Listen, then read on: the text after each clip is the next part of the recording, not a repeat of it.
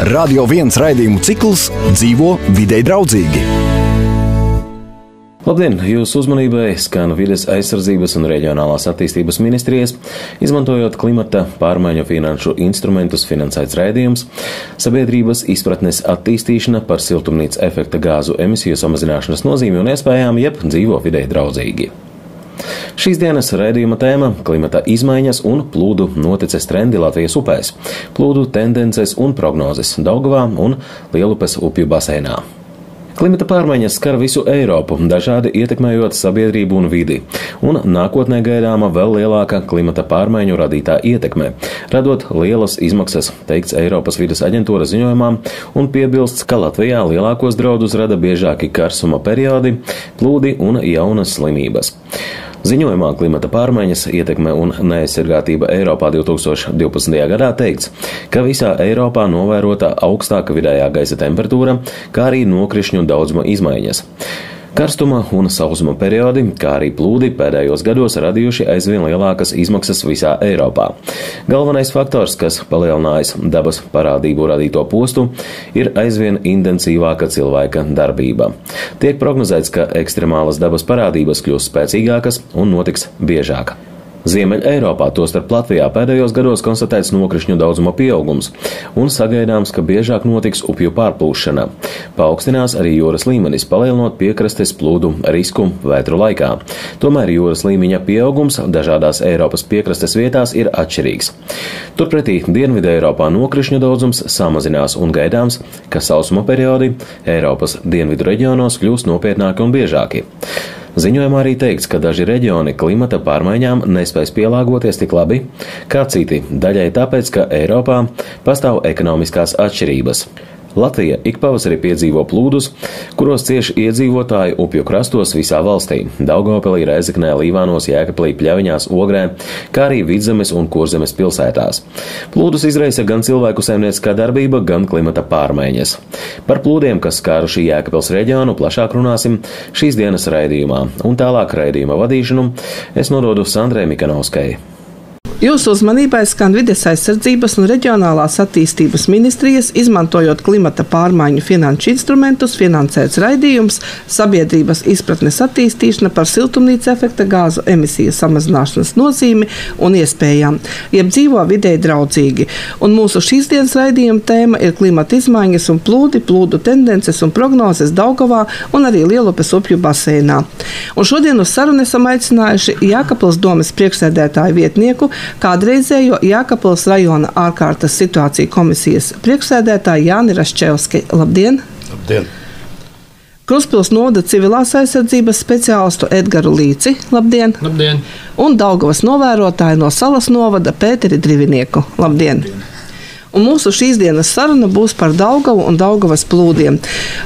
Un jums ir tā pieredze vairāku gadu garumā, pat teikšu gadu desmitu garumā, kā tad Daugava ir uzvedusies pavasaros. Pēdējos gados jēkabpilieši dzīvo samērā mierīgi, jo plūdu draudu nav bijis, vai arī tos ir palīdzējis novērst aizsarga dambis, kas ir uzcelts pie Jēkabpils.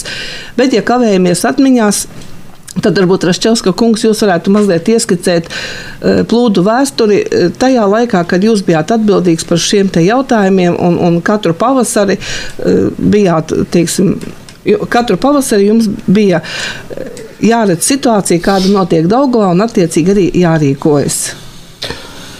Jā, es gan Jēkabpils pašas pilsētas un reģiona tos plūdu, teiksim, tādu vēsturi iedalītu divās daļās.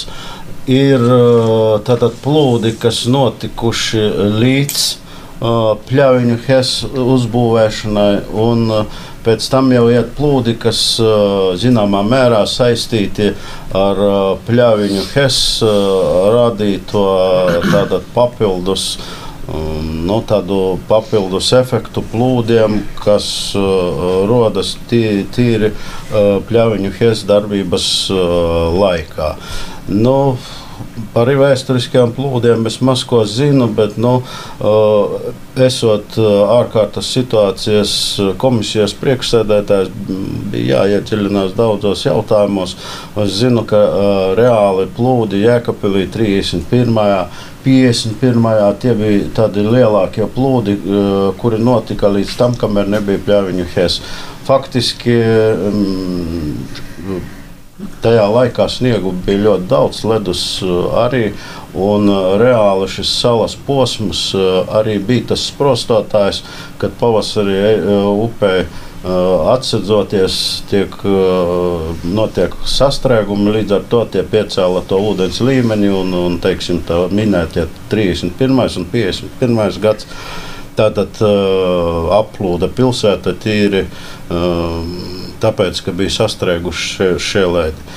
Pēc Pļaviņu HES uzbūvēšanas faktiski jau tā situācija izmainījās saistībā ar to, ka visā šajā posmā no Pļaviņām un Jēkabpilī un tālāk uz augšu veidojās Vižņi upes aizsalšanas procesā, un parasti tie lielākie plūdi bija tajos gados, kad Vižņu veidošanās posms bija ilgs un garš, un tā rezultātā parasti notika Vižņu sablīvējumi. Viņi parasti uznākot salam sasala milzīgos blākjos, un pavasarē bija problēmas ar viņu izkustināšanu, līdz ar to bija milzīgi sastrēgumi, un arī radās lielākie plūdi.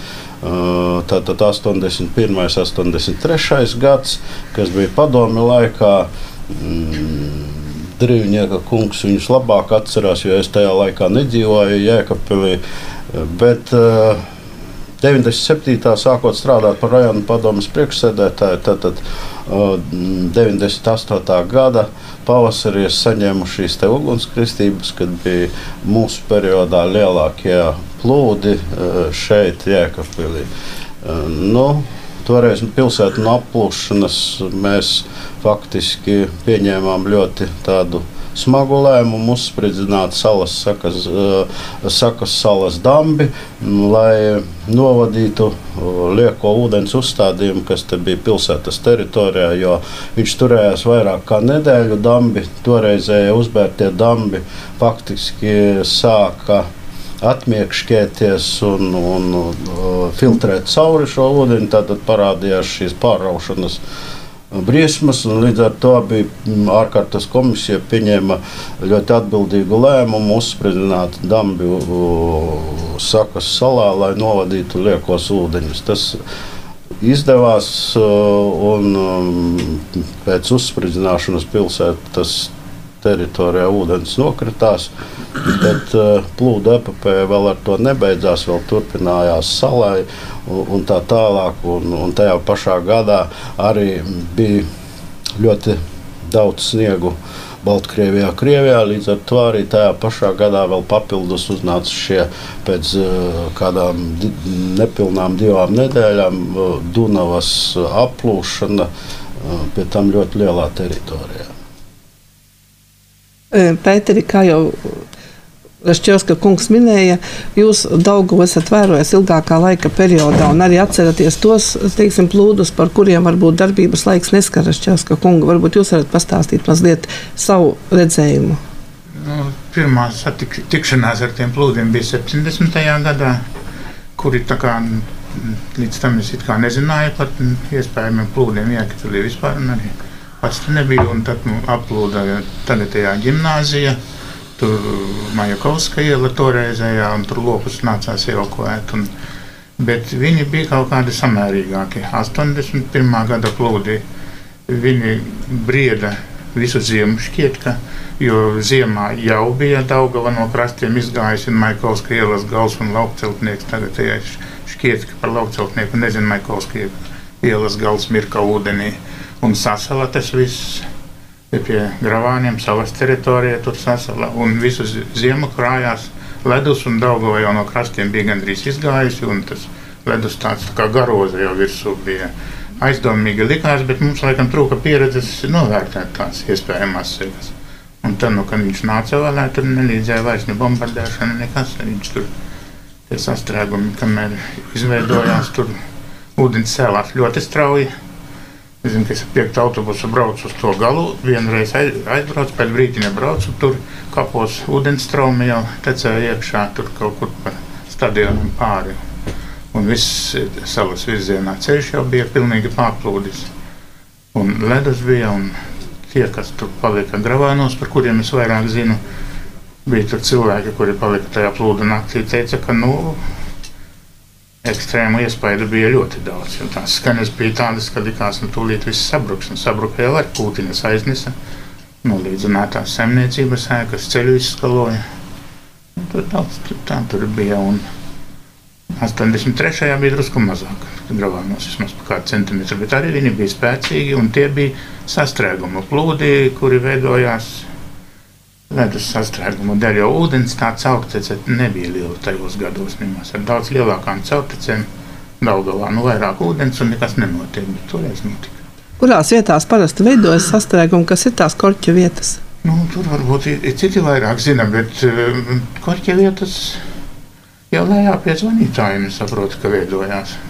Varbūt tur vairāk. Šķiet, kungs, ko jūsu pieredze liecina? Un tur uz leju viss pilns toreiz. Redziet, 98. gads parādīja, ka faktiski korķis jau pats sākas no gostiņiem, no pļaviņām. Respektīvi, masas ledus sāk bīdīties, ūdenskrātuve vēl ir aizsalusi, kura reāli sākas pie Aiviekstes ietekas, un tur jau sākas pirmie blīvējumi. Un sastrēgstot, lēnām šie blīvējumi sāk nākt šeit tuvāk. Tuvāk Jēkabpilī, protams, sala pati kā veidojums.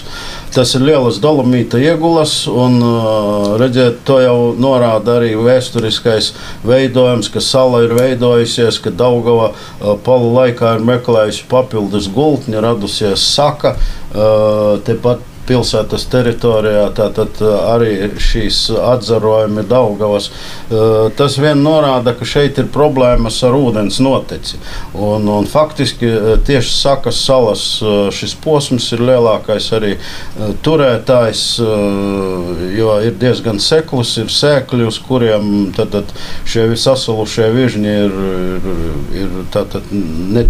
nav izkustināmi, un reiz ar to tātad arī faktiski veidojas sākot šeit līdz Lauku celtnieka rajonam, kur arī jūs Sakas salas šajā galā, kur ir ļoti seklis. Šeit arī veidojas pamatā sastrēgumi, kas ceļ ūdens līmeni šeit pilsētā un vēl tālāk, teiksim, uz Līvānu pusi, kā to arī 2007. Gads parādīja, kur bišķīt atšķirīgs šis scenārijs bija, jo katrs gads, varbūt, kurā ir notikuši lielāki vai mazāki plūdi, zināmā mērā atšķirīgs ir savā ziņā, kur veidojas šī sastrēguma vietas. Bet, kā jau teicu, šīs dolomīta iegulas arī pamatā traucē šeit normālam upes plūdumam, kur ir seklas vietas, un tur arī veidojas šī sastrēguma. Krustpils novads, tāpat kā Jēkabpils pilsēta, cieši ir līdzās Daugavai.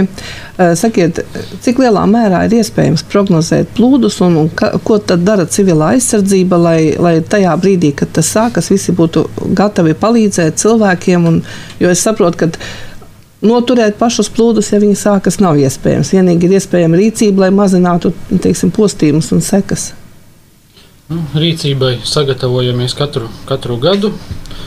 Pirmkārt jau ar resursu apzināšanu visu. Notiek arī civilās aizsardzības komisijas sēde, kurā piedalās valsts atbildīgie dienesti, pašvaldību pārstāvji, tas ir pilsētas dome, Krustpils novada pašvaldība, Jēkabpils un Salas novadu pašvaldības. Un visi kopā sanākot, pārskata savus resursus, vienojās, kam kas vēl vajadzīgs un tā sakot gatavojās. Ar to prognozēšanu ir tā, ka noprognozēt neko nevar. Var tikai analizēt situāciju, kāda viņa ir.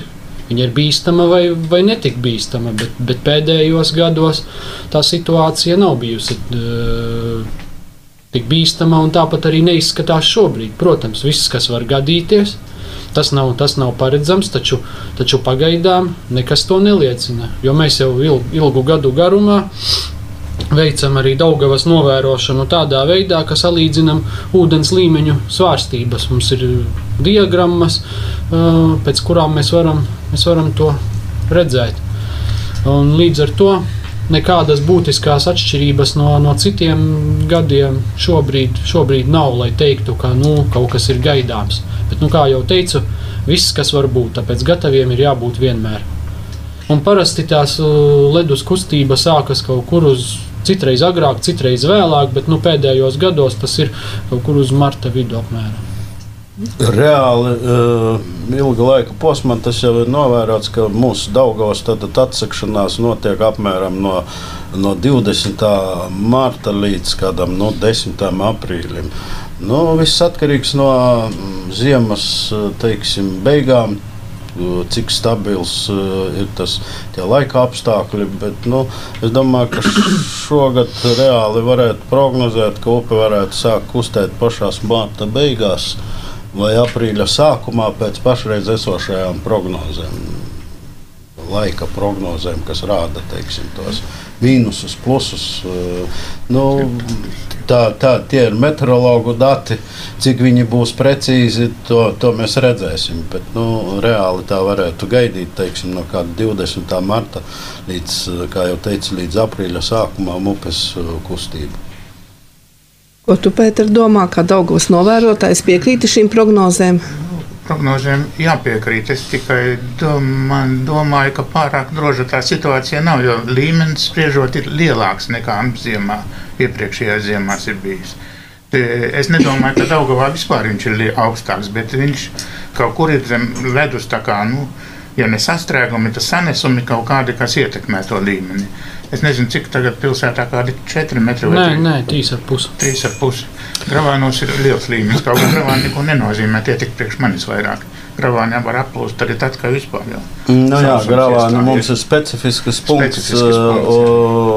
Tas vairāk attiecas uz sakas caurlaidību, kāda, kurā ziemā viņa ir, bet reāli, ja runājām par šogada prognozi, tad rudens principā nebija pārāk labvēlīgs. Aizsalšanas procesā ūdens līmenis bija diezgan augsts.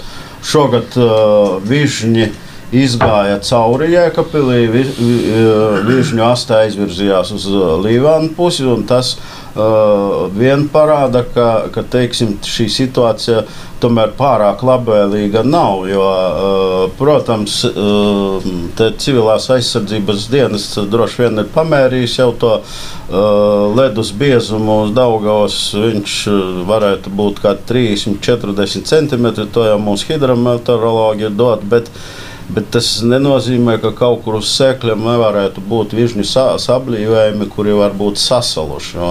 Un tas atsekšanās upes procesā var radīt dažādas kolīzijas. Tā kā īsti pateikt, ka šis gads būs ļoti mierīgs, es tā nevaru teikt, jo tā vižņu veidošanas process tomēr varēja ietekmēt to, kas notiks pavasarī. Kādi jums būtu komentāri par vižņiem, Līča kungs? Tad, kad mēs mērījām ledu pilsētas teritorijā, tur, kur cilvēki iet pāri, tad plānākajā vietā bija 30 centimetri, bet vidēji bija kaut kur pie 40, un vienā vietā pat bija kaut kur aptuveni pat 70 varētu būt. Līdz ar to tas nav tā viennozīmīgi nosakāms, ka ir tik vai tik, bet vidējais ir starp 30 un 40, ko stāstā arī Daugavas novērotāji un zvejnieki, kas regulāri zvejo. Jūs tikko pieminējāt Daugavas novērotāju. Zinu, ka savulaik bija vesels tīkls Daugavas novērotāju, cilvēki, kas ziņoja par situāciju upē dažādās vietās. Vai viņš joprojām darbojas, un vai ir šī sadarbība saglabāta, ko savulaik izveidoja Ivars Līcis? Jā, katru gadu apzinām tos pašus novērotājus, kuru gadu kāds atkrīt, kuru gadu kāds nāk klāt, slēdzam līgumus un, kā saka, sadarbojamies. Ziņo par situāciju. Es atceros, ka kad es uzsāku darbu rajona padomē, faktiski vēl ar mobilājiem sakariem nebija nemaz tik labi. Bija toreiz mums attīstīta tā saucamā rāciju sistēma, vēl no padomju laikiem palikuši.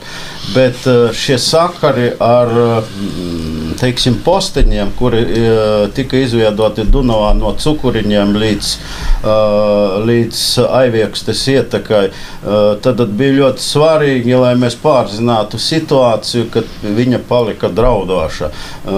Šie posteņi gan dienā, gan naktī faktiski deva šo informāciju par ledus, par upes kustībām, un tas, teiksim, varēja izsacināt, kas tad notiks tuvākā laikā, vai būs atkal papildus sastrēgums. Tā kā zināmā mērā es esmu gandarīts, ka ir izdevies saglabāt šo posteņu. Viņa nedaudz gan mainīsies, varbūt bišķīt mazinājusies, bet tomēr viņa ir, un, teiksim, šajā plūdu periodā šī informācija no posteņiem ir ļoti svarīga, lai varētu izsacināt situāciju, lai varētu laicīgi reaģēt, teiksim, sniedzot palīdzību iedzīvotājiem tieši tajā plūdu periodā. Pēter, tu kā Daugavas novērotāji tajā laikā, kad ir plūdi, tās ziņas, teiksim, uz centru tiek dotas pēc kaut kāda noteikta laika, vai tajā brīdī, kad upē kaut kas notiek, un kā naktī, tad tu nemaz neguli? Vispār visādi ir bijis, jā. Un tur jau neatkarīgi no tā, vai kāds prasa ziņas vai ne, miegs nenāk, ja tā brikšēdami koki lūst, un tas ūdens nāk iekšā tur. Bet, jā, jebkurā laikā vispār. Līdz šim tas tā ir bijis, un ja kurā vajadzība būs. Bet vajadzība postiņiem vajadzētu būt, un vajadzētu būt, kas arī ir, spēcīgam koordinācijas centram. Postiņi sūta informāciju, koordinācijas centrs, vienalga kā viņi sauc, saņem to informāciju un jau zina, vai Dunavā veidojas sastrēgums, vai nav jābrīdina Jēkabpils, ja sastrēgums jau tepat varbūt pie Līvāniem ir, un cik tas ir liels. Jo to, zinot tikai sava pagasta robežas, prognozēt neko nevar. Tas ir koordinēt darbs vispār, jābūt koordinētam darbam. Šādā veidā var iegūt papildus laiku. Arī, piemēram, nepieciešamajiem sagatavošanas vai reaģēšanas pasākumiem. Bet ir svarīgi posteņi vienmēr dot gan ūdens līmeņa svārstības, teiksim, mēs varam prognozēt, vai tajā vietā, kur atrodas posteņis pašreiz ceļas ūdens līmenis vai krītas, tas norāda kaut kur uz kaut kādām ledus pārbīdēm, un otra informācija, ko viņi dod, vai viss ir mierīgi, vai atkal notiek, teiksim, ledus kustība. Kā jau teicu, tas dod iespēju reaģēt. Atceroties plūdu vēstures, kas ir bijusi vislielākā problēma plūdu laikā? Cilvēku evakuācija vai arī dzīvnieku evakuācija vai kādas citas darbības, kas ir radījis vislielākās, teiksim, problēmas, kas jārisina? Teiksim, manā darbošanās laikā, kad esmu bijis šīs ārkārtas situāciju komisijas vadītājs, faktiski vislielākā problēma bija tieši 98. gadā, ko es jau minēju, šī aizsarga dambja noturības pārbaude, jo teiksim tā, neviens nevarētu noprognozēt situāciju, ja pie 7 metru uzstādījuma, kur turējās ūdens līmenis, pārautu dambi uz pilsētu. Tad šīs lietas faktiski paliktu ļoti neprognozējams, jo es domāju, ka tur būtu gan māju brukšana, gan cilvēku upuri. Tas bija tā lielākā problēma, kā nosargāt. Tur tās izmirkušās vietas tamponēja ar smilšu maisiem, bet ūdens līmenis jau bija tuvu dambja augšai. Un tas uzstādījuma, teiksim, starpība starp ielas pusi un Daugavas bija ļoti nopietna. Un pie šāda ūdens uzstādījuma, ja pārautu dambi, tās, kā jau teicu, sekas būtu neprognozējamas. Lielas problēmas ar iedzīvotāju, teiksim, evakuāciju nav bijušas. Viena daļa, tie, kas atrodas uz salas, es arī minēšu Dunavu, viņi jau ir zināmā mērā gatavojušies šiem situācijām. Un, pieņemsim, žēl, ka nav Stankēviča kunga, kurš solījās šeit būt. Es atceros 98. gadā, kad mēs pēc tam braukājām pēc ledus iziešanas šeit pilsētā, tur pa Dunavu, tad es redzēju kūtīs, kur tika pacelta grīda, lai lopi neatrastos ūdeņi. Zināmā mērā cilvēki šīm lietām sagatavojušies, un šeit uz salas, kur bija nogriezti, neviens faktiski evakuēties netaisījās. Viņi tikai prasīja palīdzību, teiksim, pārvest viņus pēc pārtikas vai piegādāt viņiem. Tā kā, paldies Dievam, teiksim, nekādas tādas milzīgas problēmas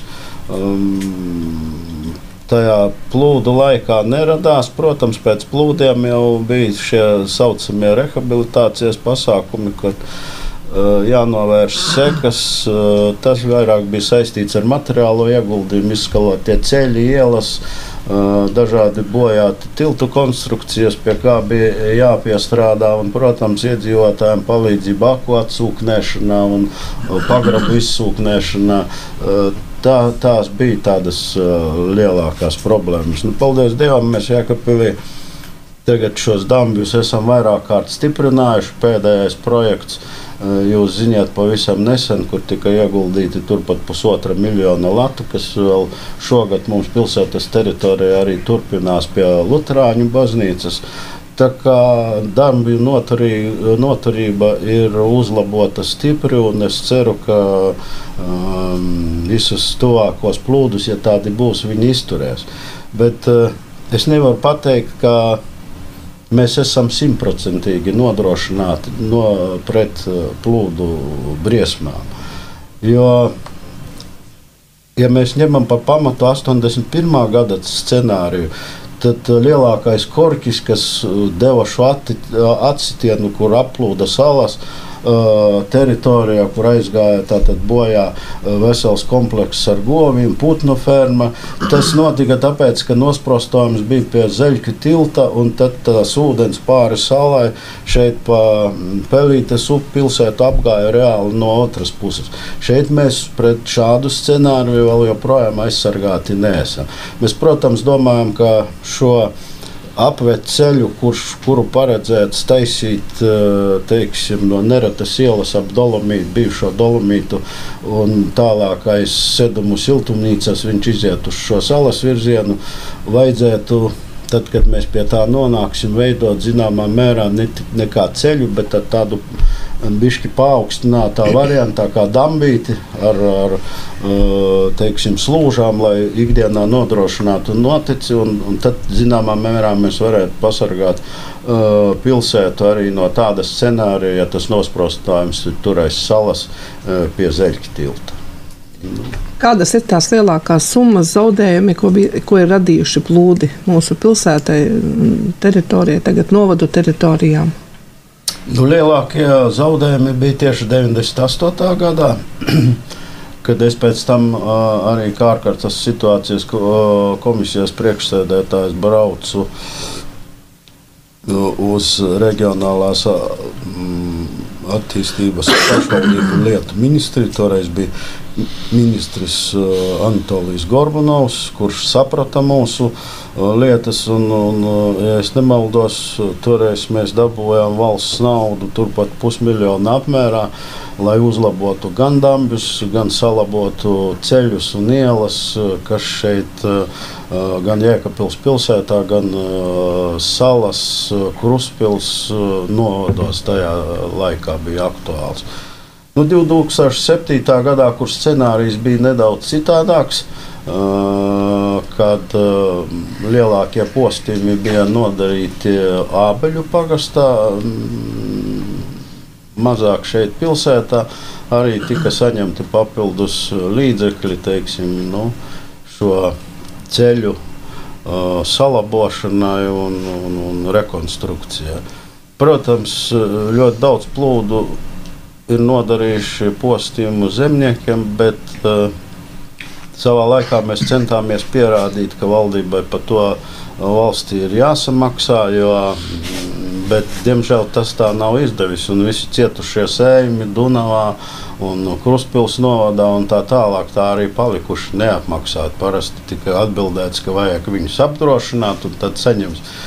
Bet neviena apdrošināšanas firma faktiski neuzņemās šajās plūdu teritorijās kaut ko apdrošināt. Tā kā šiem cilvēkiem, kas diemžēl atrodas šajās iespējamās plūdu teritorijās, ir jāuzņemas šis risks attiecībā uz savu saimniecisko darbību, un šeit palīdzības no valsts šobrīd ļoti faktiski viņas nav. Runājot par plūdiem Daugavā, aplūst ne tikai Daugava, bet mūsu, ja mēs runājam par bijušo Jēkabpils rajonu, jeb tagad Jēkabpils reģionu, arī Lielupes upes basēns Ziemeļs Susēja, Dienvids Susēja, kas daļai skar arī mūsu tagadējos novadus. Tuvāk pilsētā ir Biržu pļavas, kuras katru pavasari ir pilnas ar ūdeni, vai arī kādas citas teritorijas, un kā, teiksim, šīs mazās upītes uzvedas palu laikā? Vai ir kādi komentāri? Tur, cik zināms, nekādu lielo postījumu nav. Uz biržu ceļa ir bijuši gadījumi, kad applūst vasarnīcas, bet tas ir diezgan reti, un nekas tur vairāk par to arī zināms nav. Es zinu, šīs sūdzības ir bijušas savā laikā pie manis. Cilvēki no tām, kam pieder šīs vasarnīcas, kas atrodas tur pirms Biržiem, tieši Ziemeļsusējas upes krastā, diemžēl tur līdzēt īpaši nevar, jo pļavās, teiksim, tā sūdzību pamat būtība ir tā, ka uz salā uz Ziemeļsusējas ir uzbūvēts šis mazais hess, kas it kā pietur, lai gan viņi dievājas, un it kā mēs arī veicām vēl, kad es strādāju rajona padomē šo pārbaudi, ka viņi netur tos ūdeņus, ka tajā palu periodā viņi nopludina viņus pāri un tā tālāk. Bet vienalga šī aiztur ir tūlīt, teiksim, pārplūst šīs Biržu pļavas, kur ir tā polderu sistēma, un zināmā mērā tās šīs vasaras mājiņas dabū ciest. Un tas diezgan regulāri tur notiek, bet reāli, teiksim, kaut ko palīdzēt šajā gadījumā ir grūti. Manā skatījumā pirmkārt jau viņas uzbūvētas neveiksmīgi. Tieši tur, kur ir palienas pļavas bijušas savā laikā ap Ziemeļsusējas upīti, un faktiski es nezinu, vai pat šī hesa nojaukšana dotu kaut kādu īpašu rezultātu. Jo cik es atceros, kamēr pat nebija šī hesa, vienalga šīs Biržu pļavas pavasaros ir pārplūdušas, un teiksim, es nezinu, vai tur vispār ir iespējams izbūvēt kaut kādu dambīti, kas reāli jo, pieņemsim, katra dambja būvniecība ir ļoti dārgs prieks, vai salas novads to var atļauties. Un vai tur tas vispār ir iespējams, jo tās pļavas ir ļoti zemas, un katrā gadījumā tikai dambi uzcelt gar pašām vasarnīcām, tas ūdens var apiet no otras puses viņas. Tā kā pašreiz tur it kā risinājumu es neredzu. Pēteri, tu domā, kā salas novada iedzīvotājs piekrīti Raščevska kunga teiktajiem? Es piekrītu, jā, zemā vietā mēs nevaram to dabūt tā pieregulēt, ka ūdens kaut kur tecētu pret kalnu. Bet viņš tur ir, un viņš tur acīmredzot būs arī turpmāk, ja būs dziļas ziemas. Attiecībā par hesu es šaubos, vai hess ir vainīgs, jo tur jau ir līmeņa starpība, tur, kur ir hess, un tur, kur veidojas tie plūdi. Kaut neliela, bet ir viņa tā starpība.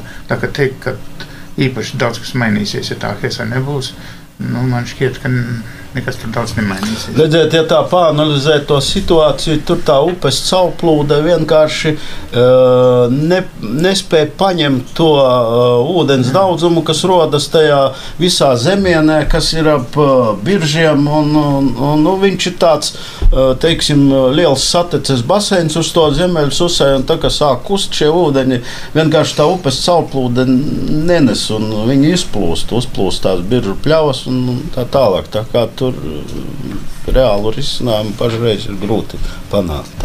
Tad ir jādomā arī, kur mēs kaut ko būvējam vai kurā vietā sākam saimniecisko darbību. Pēter, tev līdzi ir vesels bilžu albumiņš. Varbūt varētu mazliet parādīt mums un druscīt pakomentēt, kas tajās bildēs redzams. Druscīt, ja jau mums bildes ir. Tas ir pirmskara, tie ir 30. gadi. Jā. Tie lielākie plūdi. Tas arī uz to. Tas ir Jēkabpils, jā? Tā ir Jēkabpils, jā. Jēkabpils, tā bija Jēkabpils. Jā, Jēkabpils pilsētas dārs, 31. gads, un Jēkabpils mucinieku. Pilsēta ar laivām, Jēkabpils zvanītāji. Jā, tie vēl 30. Arī 31. gads tā izskatījās mūsu pilsēta palu laikā. Un tas ir laiks, kad vēl nebija pļaviņu hes. Jā. Pie kuram tagad piedēvē daudzas, teiksim, lietas, kāpēc mums šeit ir plūdi. Arī Jēkabpils, kā redzams, jēkabplieši laivās pa ielām brauc. Tas no laika daudz tur ir palicis tajā albumā, tad viņi savādāk bišķīt sataisīt. Tajā ir, kur ir Rīgas iela, tas jau ir 81. gada plūdi augšā. Dignājas posms. Starp Ābeļiem un Dignāju. Tas ir Celtnieka rajons, tas ir Erlāma Pirtiņa. Un redzams, pilsētas satiksmes autobus, kā brauc pa ūdeņiem un mēģina kaut ko darīt lietas labā, vadājot cilvēkus. Un kā cilvēki lec no autobusa tieši uz kaut kāda pacēluma.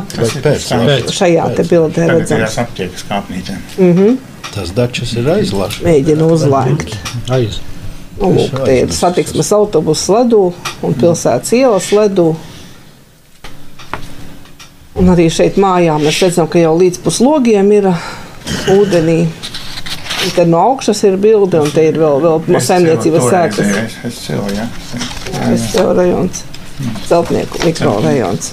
Un te mēs redzam daudz stāvu mājas Celtnieku mikrorajonā, garāžas aplūdušas cilvēkus, kas mēģina kaut kur doties, jo daļai paralizēta dzīve pilsētā ar laivām. Ledus krāvumus pie Jēkabpils ģimnāzijas, pie kādreiz tur atradās piemineklis bijušiem padomju vadonim Ļeņinam, un tad arī tas bija ūdenī, ledū. Un te ir Kruspils puse, tagadējais Uzvaras parks. Tas ir skats uz autobusu parku. Šeit skats uz autobusu parku. Jā, kā. Nē, mums savas virzienā viss aplūda. Jā. Tas ir no tās satīrīšanas iekāpšanas vietas. Tad mēs redzam attēlos, kad plūdi Jēkabpili ir skāruši vairāk kārt, ir skāruši pamatīgi un ir noteiktas vietas, kas aplūst gadu no gada un regulāri.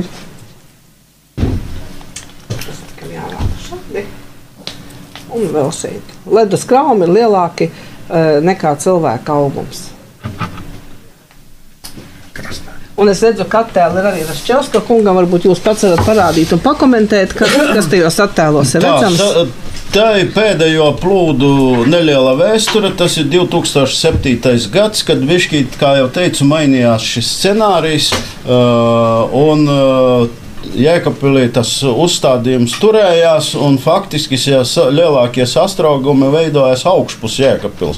Respektīvi, šis ir tā saucamo dārza mājiņu rajons aiz Lašiem. Un paskatieties, kādi ir ledus krāvumi saistībā ar teiksim, ar tām iespējamām. Toreiz šie sastrēgumi šeit gan nofotografēts jau, kad nav ūdens, bet pārpludināja šo ceļu Jēkabpils Dunava cukuriņi, un viņš bija vairākās vietās. Tātad šeit var arī redzēt, lūk, un faktiski tā situācija norisinās diezgan strauji. Sastrēgumam pavirzoties uz citu vietu, atkal radās ūdens līmeņa pacēlums un Daugaviņu spieda prom. Tātad ceļš Dunava, tātad cukuriņi vairākās vietās tika kā saka, apsmelts un pāri viņam gāja ledus krāvumi. Tajā gadā tātad pārgāze gan strādāja, tas ir uz Sakas salas, kas mums tagad, kur pēc 98. uzspridzinātā posma bija pārgāze, bet tad izskaloja pārgāzes otru pusi, ūdens masām gāzoties, un tagad jau viņš atjaunots betonā, jo te bija faktiski no lieliem dolomīta gabaliem un akmeņiem salikts, kurus reāli aizskaloja projām 2007. gada plūdās. Un šeit, protams, redzama pati Jēkabpils teritorija, šeit virzienā no Celtnieku rajona uz Kruspils luterāņu baznīcu un pili. Kāds bija uzstādījums ar ledus pildījumiem un te tālāk virzienā uz tiltu.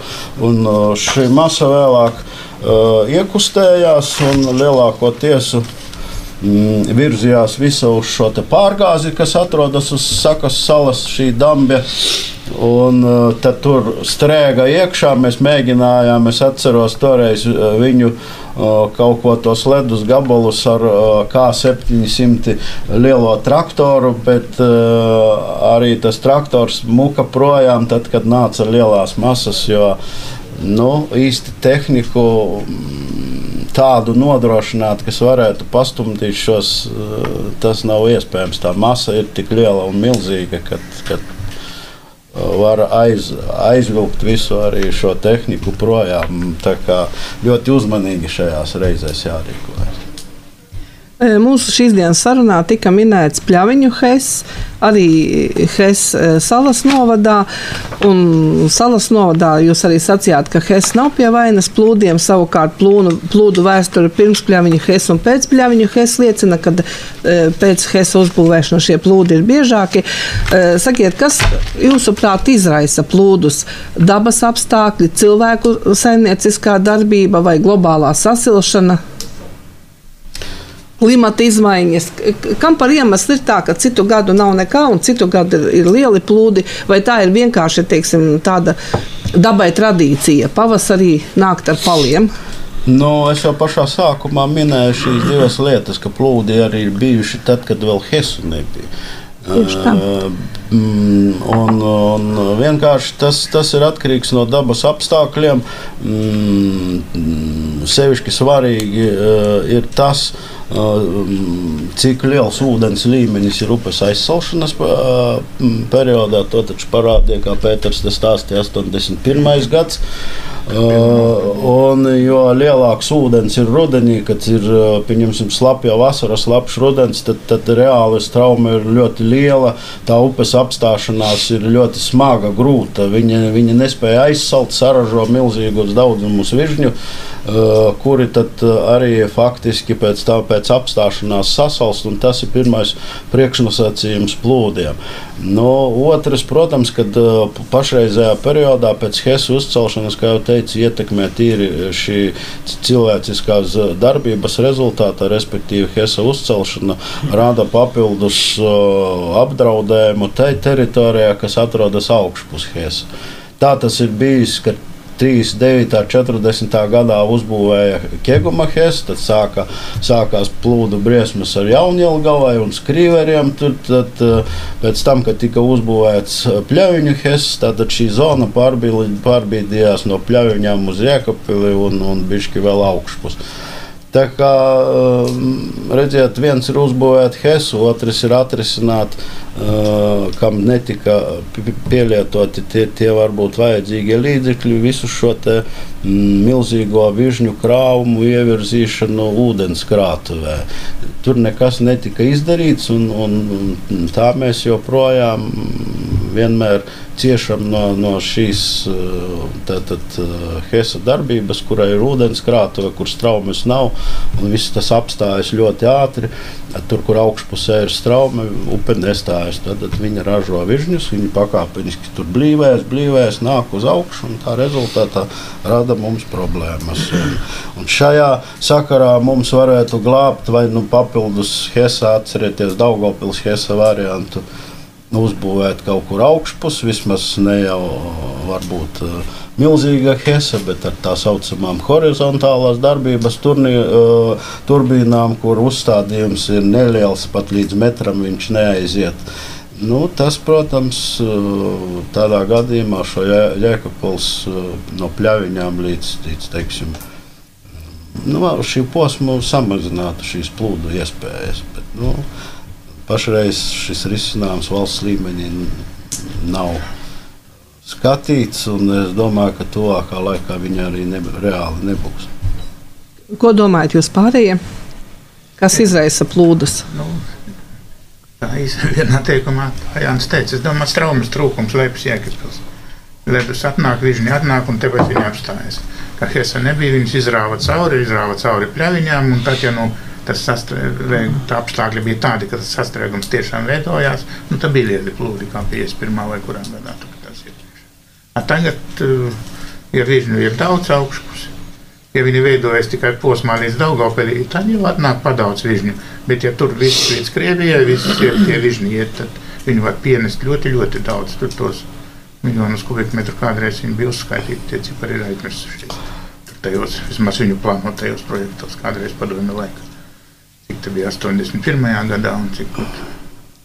Un vēl viena dogma, kas ir varbūt cilvēkos iekšā, kad Krievijas un Baltkrievijas ledi ietekmē. Diemžēl faktiski šo ledu siešanas procesu viņi vairs reāli neietekmē. Viņi atnāk ļoti vēl, nāk pēc tam ļoti vēlu, kad šitas korķis jau ir reāli izrauts.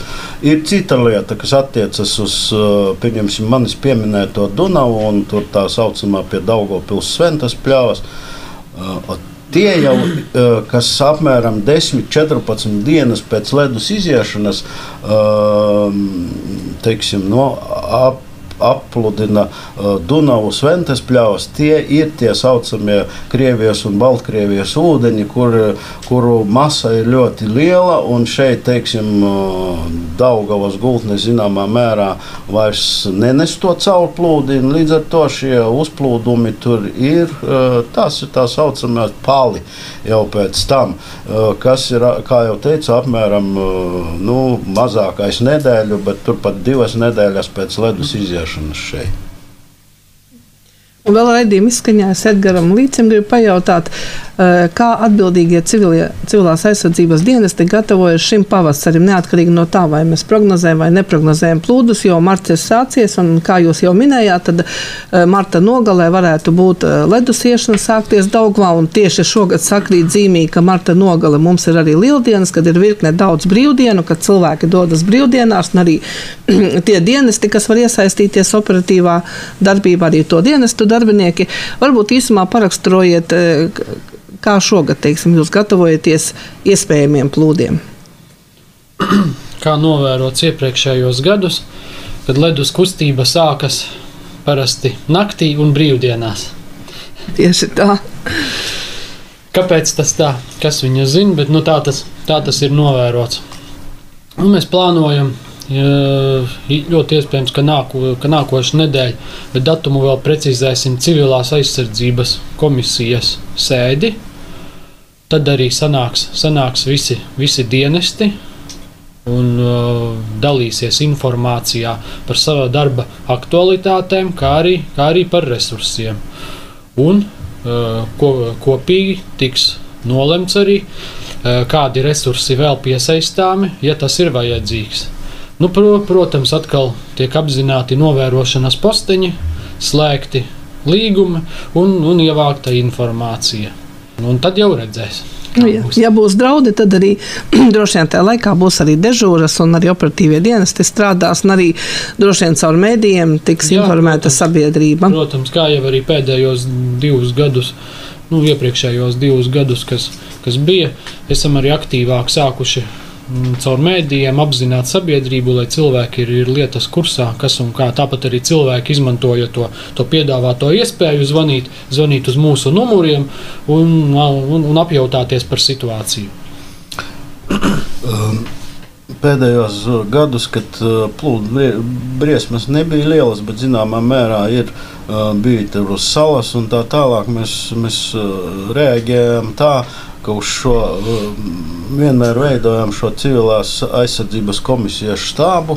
Viņš te mums atradās Kruspils novada domē, un tātad tur bija pastāvīgās dežūras, arī komisijas locekļi daudz iesaistījās, kuri tad atbilstoši situācijai mēģina koordinēt, teiksim, šīs visas lietas, kas saistītas ar kaut kādu palīdzības sniegšanu iedzīvotājiem. Es domāju, ka arī šogad, ja būs kaut kas tam līdzīgs, mēs veidosim šīs lietas, jo, kā teicu, situācija var mainīties ļoti strauji, tāpēc atbilstoši tai arī jārēģē. Tur arī uz šo štābu tātad tiek aicināti atbildīgo valsts dienestu pārstāvi, tas ir glābšanas dienests, gan valsts policijas pārstāvi, gan zemessardze.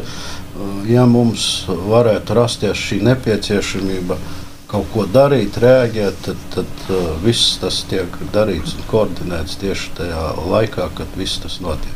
Un tad, kad ir kaut kāda, teiksim, tā asāka situācija, tad jau neapmierināmies tikai ar novērošanas posteņu informāciju. Tad mēs arī sadalāmies grupās jau un ar mašīnām patrulējam. Un pirms pāris gadiem pat bija situācija, kad Kruspils pagastā aplūda lielas teritorijas. Tas bija vienā naktī.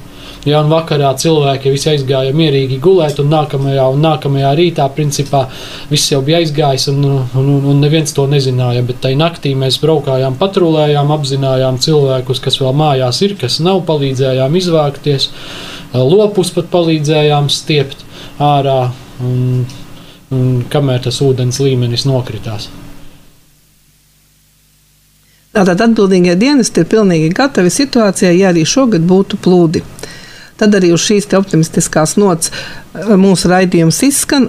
Un vēl es tikai atgādināšu, ka šodien raidījumā piedalījās Jēkabpils domes priekšsēdētāja vietnieks, kādreizējais Jēkabpils rajona ārkārtas situācijas komisijas priekšsēdētājs Jānis Raščevskis, civilās aizsardzības speciālists Edgars Līcis un Daugavas novērotājs Pēteris Drivinieks. Es vēl tikai piebildīšu, ka nākamais raidījums skanēs 18. martā, un tajā mēs runāsim par komunikāciju un risinājumiem, kā vislabāk informēt sabiedrību par klimata pārmaiņām un rīcību siltumnīca efekta gāzu emisiju mazināšanai. Izskanēja raidījums Dzīvo videi draudzīgi, kas tapis ar klimata pārmaiņu finanšu instrumenta atbalstu.